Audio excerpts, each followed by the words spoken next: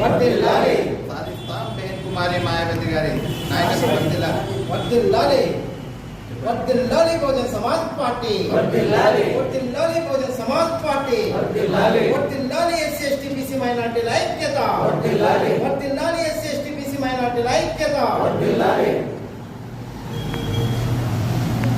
వర్ధిల్లాలి మాన్యవర్ కాశీరాం గారి పని విధానం, వర్ధిల్లాలి మాన్యవర్ కాశీరాం గారి పని విధానం, వర్ధిల్లాలి బహుజన. జై భీమ్. ప్రధానంగా మీడియా మిత్రులకు, ఇక్కడ విచ్చేసిన మా జిల్లా అధ్యక్షులకు, జిల్లా ఇన్ఛార్జీలకు, బహుజన నాయకులకు అందరికీ జై భీములు తెలుపుకుంటున్నాం. ఈ సమావేశం ముఖ్య ఉద్దేశం ఏంటంటే, రేపు నెల 8వ తేదీన బహుజన సంకల్ప సభ రాయదుర్గంలో జరుగుతూ ఉంది.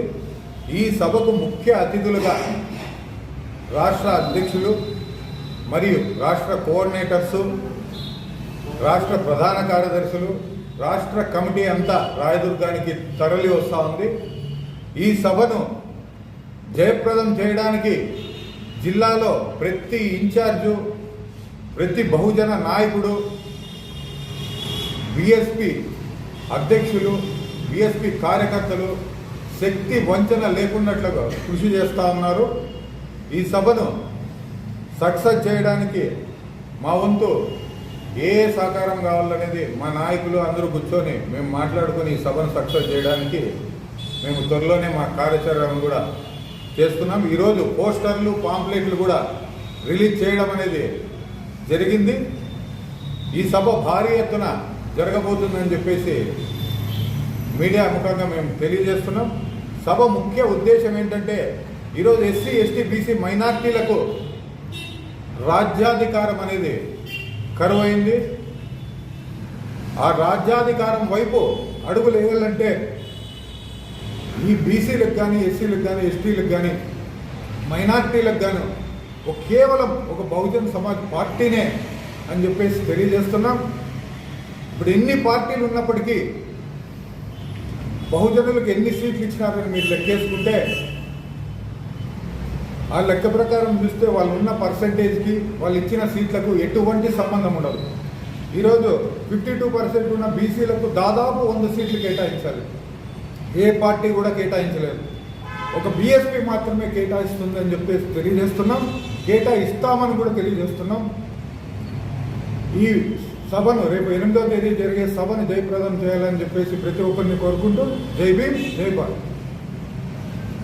ముందుగా మీడియా మిత్రులకు తెలుపుకుంటూ, ఈరోజు ముఖ్యంగా ఇక్కడ ఈ సమావేశం ఏర్పాటు చేయడానికి ముఖ్య ఉద్దేశం ఏంటంటే, రాష్ట్రంలో ఉన్నటువంటి ఏ రాజకీయ పార్టీ అంటే రెడ్లకు ఒక అధికార పార్టీ ఉంది, కమ్మలకు అధికారం పార్టీ ఉంది.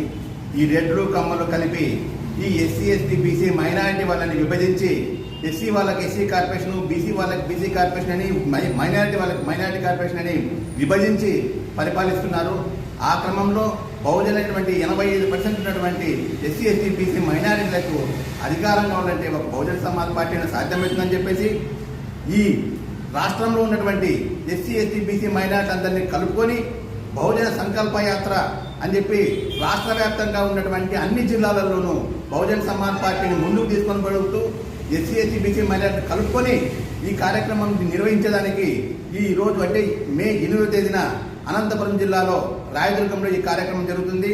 ఈ కార్యక్రమానికి సంబంధించి రాష్ట్ర అధ్యక్షులు ఆదేశాల మేరకు ఈ అనంతపురం జిల్లాలో ఉన్నటువంటి 8 అసెంబ్లీ అభ్యర్థులు కానీ, అసెంబ్లీ వాళ్ళు కూడా ఈ కార్యక్రమాన్ని విజయవంతం చేయాలని చెప్పి తెలియజేస్తూ, ముఖ్యంగా ఏంటంటే ఎస్సీ ఎస్టీ బీసీ మైనారిటీ అంటే ఇప్పుడు ఉన్నటువంటి రిజర్వేషన్లు, ఇప్పుడు ఎస్సీలు ఉన్నారనుకో, బీసీలో 8 మంది మంత్రులు ఉన్నారు. కానీ 8 మంది మంత్రులు ఉంటే ఆ 8 మంది మంత్రులలో వాళ్ళ యొక్క భార్యలు 4 ఓసీలుగా ఉన్నారు. అదేవిధంగా ఎస్సీలు కూడా ఉన్నారు. ఎస్సీలకు రిజర్వేషన్ ఇస్తున్నారు. ఎస్సీ రిజర్వేషన్ అంటే ఆ ఎస్సీ వాళ్ళు ఇంటర్ క్యాస్ట్ బీసీ వాళ్ళని పెళ్లి చేసుకుంటే ఎస్సీ వాళ్ళకి రిజర్వేషన్ ఇస్తున్నారు.